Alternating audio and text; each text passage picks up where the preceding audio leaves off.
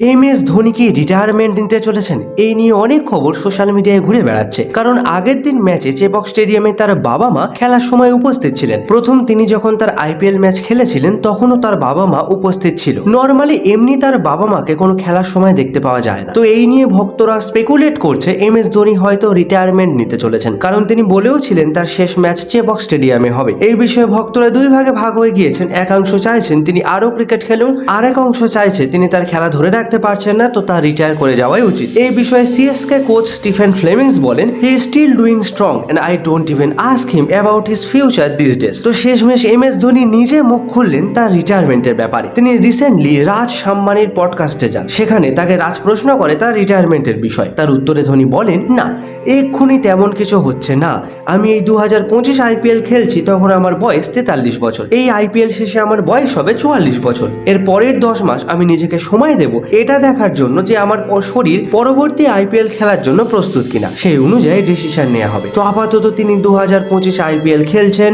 কোনো রিটায়ারমেন্ট এখনই হচ্ছে না।